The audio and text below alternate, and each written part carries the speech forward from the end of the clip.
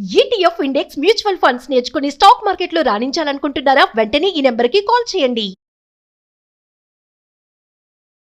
నమస్తే, welcome back to Suman TV. Texas లో ఉంటున్న ప్రతి భారతీయుని వెళ్ళగొడతాం.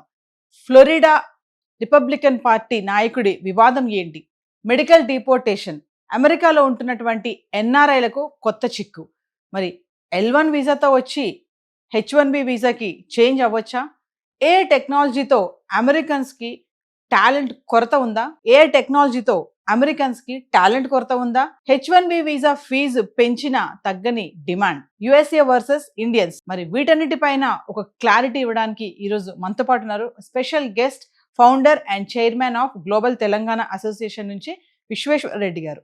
నమస్తే సార్. నమస్కారం సార్, రీసెంట్ గా మరి టెక్సాస్ లో ఎవ్వరు కూడా భారతీయులు ఉండొద్దు, అందరినీ వెనక్కి పంపించేస్తామని చెప్పేసి రిపబ్లికన్ పార్టీ లీడర్ ఎవరైతే ఉన్నాడో చెప్పడం జరుగుతుంది. ఎందుకు సార్, ఎందుకు పంపించేద్దాం అంటున్నారు? అంటే అక్కడ ఏం జరుగుతుందంటే టెక్సాస్ ఏరియాలో, ఎస్పెషల్లీ డాలస్ ఏరియాని చూస్తే టెక్సాస్లో మేజర్గా 4 cities major: Dallas, Austin, Houston, San Antonio. So ఈ మధ్య రీసెంట్ లాస్ట్ 10 years నుంచి చాలా మైగ్రేషన్ జరిగింది. సో యూఎస్లో కూడా ఏంటంటే జియోగ్రఫికల్గా వెదర్ మంచిగా ఉన్న ప్లేస్ టెక్సాస్. ఆ స్టేట్లో ఉన్న వాళ్ళు బాగుంటాయి. నార్త్ ఈస్టు తర్వాత నార్త్లో ఉన్న వాళ్ళందరూ కూడా మేజర్గా వాళ్ళ గ్రీన్ కార్డ్ వచ్చాక అందరూ డాలస్కి మూవ్ అవుతారు. మూవ్ అయ్యాక అక్కడ అందరూ ఎంప్లాయ్మెంట్ రీత్యా వెళ్ళారు. సో ఈ మధ్య చాలామంది పిల్లలు F1 మీద వచ్చారు అక్కడికి. సో F1 స్టూడెంట్ మీద వచ్చి కొన్ని వయలేషన్స్ చేశారు. తర్వాత H1Bలో కూడా కొన్ని వయలేషన్స్ ఉన్నప్పుడు వాళ్ళు అబ్జర్వ్ చేసి, సో ఈ వయలేషన్ జరుగుతున్నాయి కదా, దీన్ని కొంచెం స్ట్రిక్ట్ చేయాలనే ఉద్దేశంతో టెక్సాస్ గవర్నరు, అదేవిధంగా మొన్న రీసెంట్గా అందరికీ ఇట్స్ పబ్లిక్ న్యూసే, ఎవరో ఒక కంపెనీ వాళ్ళు ఒకటే ఇంటి అడ్రస్లో ఒక 20 H1 ఫైల్ చేశారనేది ఒకటి చర్చ నడిచింది. మీరు వీడియోలు కూడా చూసింటారు. సో దానికి ఒక మీడియా స్ట్రింగర్ ఆమె యాక్చువల్గా లీక్ చేసింది అవన్నీ. ఆమె ఇన్ పర్సన్ ఇన్వెస్టిగేటివ్ లాగా ఇన్వెస్టిగేటివ్ జర్నలిజం అంటారు కదా, దాని రూపకంగా వెళ్ళి ఆ ఇంటి డోర్ కొట్టేసి ఆయన హోమ్ ఓనర్ని పిలిచి ఇలా ఎన్ని H1 ఫైల్ చేశారు ఏంటి అని క్వశ్చన్ అడిగారు అన్నట్టు. సో అది అయితే అది బాగా వైరల్ అయింది. సో దాంతో కొంచెం కన్సర్న్స్ వచ్చింది. సో ఇప్పుడు ఏమంటుందంటే state governor office, state government డిపార్ట్మెంట్లో no H1B working. So H1B వర్కర్స్ని మేము ఎంటర్టైన్ చేయము, మాకు H1B అక్కర్లేదు, మా కంట్రీలో ఉన్న రిసోర్సెసే మాకు కావాలి. సో వాళ్ళ కోసం మేము ట్రైనింగ్ ఫీ పెట్టాము, త్రూ దట్ ట్రైనింగ్ తీసుకొని మేము వాళ్ళని రిక్రూట్ చేసుకుంటాం తప్ప ఫారెన్ నేషనల్ చేయము అని, అంటే త్రూ H1B ప్రోగ్రామ్ చేయమని చెప్పేసి అది మార్కెట్లోకి వెళ్ళింది ఇప్పుడు. సో అది కన్సర్న్. సో నెక్స్ట్ ఏంటంటే ఇండియన్స్ ఒక స్టేట్ క్లయింట్స్ ఫెడరల్ క్లయింట్లో ఉండరు, మనం కమర్షియల్ క్లయింట్స్ అని ఉంటారు. అంటే ఇప్పుడు గూగుల్, మైక్రోసాఫ్ట్ ఇవన్నీ కమర్షియల్ క్లయింట్స్. సో అక్కడ మనకు మన stem, science, technology, engineering, mathematics మనకు ఉంది అన్న విషయం తెలుసు. సో వాళ్ళు ఏ కంపెనీ కూడా అది వదులుకోవడానికి ఇష్టపడదు. సో ఈవెన్ బాగా స్ట్రెస్ అప్ చేస్తే ఏం చేస్తారంటే వాళ్ళు పొలిటీషియన్ దగ్గరికి వెళ్తారు, వెళ్ళి no you cannot pursue this program, ఈ program need to be decommissioned అని చెప్తారు. సో అప్పుడు ఏంటంటే వెనకకు వస్తారు. అంటే ఇప్పుడు ఎవరో ఒకరో ఇద్దరు కానీ టెక్సాస్ కానీ ఫ్లోరిడాలో కానీ గవర్నర్స్ కానివ్వండి, అవి వాళ్ళ ఒపీనియన్ కింద తీసుకోవాలి. సో తర్వాత ఇన్వెస్టిగేషన్ టైప్ చెక్ చేస్తే as long as we have proper documentation, proper paper work, we don't have to worry.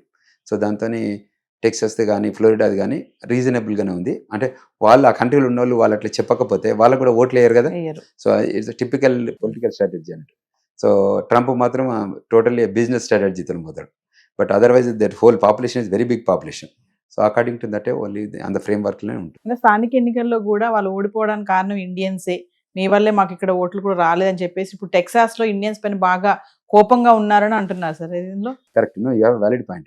So ఏమవుతుందంటే ఇప్పుడు అక్కడ మనం చేస్తున్న కొన్ని కార్యక్రమాల ద్వారా వాటితో బయటకు వస్తుంది. ఎందుకంటే డిజిటల్ వరల్డ్ కదా ఇదంతా, ఏం జరిగిన సంఘటన బయటకు వస్తుంది కాబట్టి అటువంటి కొన్ని సంఘటనల ఆధారంగా కొంచెం చెక్స్ అండ్ బ్యాలెన్సెస్ అంటారు, అటువంటివి జరుగుతున్నాయి తప్ప ఓవరాల్గా అంటే 95% చాలా మంచిగా ఒబీడియంట్గా డిసిప్లిన్గా ఇటు జన్మభూమికి ఎంత రెస్పెక్ట్ చేసి ఎంత లాయల్గా ఉంటామో కర్మభూమికి కూడా అంత రెస్పెక్ట్ లాయాలిటీ ఉంటుంది. So very rare of the rare issues ఉంటాయి. But that also need to be addressed properly. అంటే ఒకరు మిస్టేక్ చేసినా అది అందరు మిస్టేక్ కింద ఆపాదిస్తారు. సో అంచేత వాళ్ళకు కూడా మేము రిక్వెస్ట్ చేసేది ఏంటంటే అమెరికాకు మైగ్రేట్ అయి వస్తున్న వాళ్ళు, ఎస్పెషల్లీ డాలస్లో ఉంటున్న వాళ్ళు, మీరు మీ ఇమిగ్రేషన్ స్టేటస్ని ఎప్పుడు చెక్ చేసుకుంటుండండి, మీరు మీ పాస్పోర్ట్ ఎప్పటికి వెరిఫై చేసుకుంటుండండి. So that before it expires you renewal it, so that you will be happy.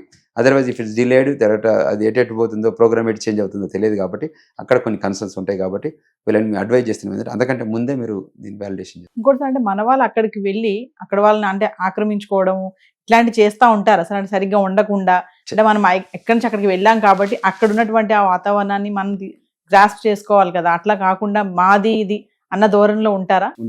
ఉండరు. బేసికల్గా ఏంటంటే టైప్స్ ఆఫ్ ఇష్యూస్ ఉంటాయి. టైప్స్ ఆఫ్ ఇష్యూస్ మీద మాట్లాడుతుంటాం.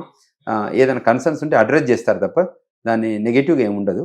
సో మనకి ఇండియాకి ఎంత లాయల్టీ ఉందో పీపుల్ అక్కడికి వెళ్ళాక అమెరికా కూడా అంత లాయల్టీ చూపిస్తారు. దానికి ఎక్కడ తక్కువేం కాదు, ఎందుకంటే అది మన జీన్స్లోనే ఉంది కాబట్టి. ఎక్కడైతే భోజనం పెడతారో ఆ భోజనాన్ని మనం రెస్పెక్ట్ఫుల్గా ఉండాలని అనుకుంటాం కదా. Yes. సో అంచేత ఇష్యూ లేదు. 1-2% ఎప్పటికైనా ఉంటుందండి ఎక్కడైనా, అంతే తప్ప దాన్ని 1-2% పట్టుకొని మొత్తం టోటల్ ఇండియన్ కమ్యూనిటీకే అంటే బాగుండదు. అంటే ఇప్పుడు ఈ వివాదం వల్ల సార్ మన వాళ్ళకి ఏమైనా ఇబ్బందులు ఉంటాయి అక్కడ ఉన్న అంటే వాళ్ళకి? ఎవరైతే ఇల్లీగల్ మైండ్ సెట్తో ఉన్నారో, ఎవరైతే షార్ట్ కట్కి వెళ్ళాలనుకుంటున్నారో, ఎవరైతే అట్లా ఆ లైన్లో థింక్ చేసే వాళ్ళు ఎప్పుడు భయపడాల్సిందే. Hmm. ఎప్పుడైతే నేను అక్కడికి వెళ్తాను, నా టాలెంట్ చూపిస్తాను, నేను వర్క్ చేస్తాను అనుకున్నారు అనుకోండి, అప్పుడు వాళ్ళు దేని గురించి భయపడాల్సిన అవసరం లేదు. Thank you sir. Thank you very much.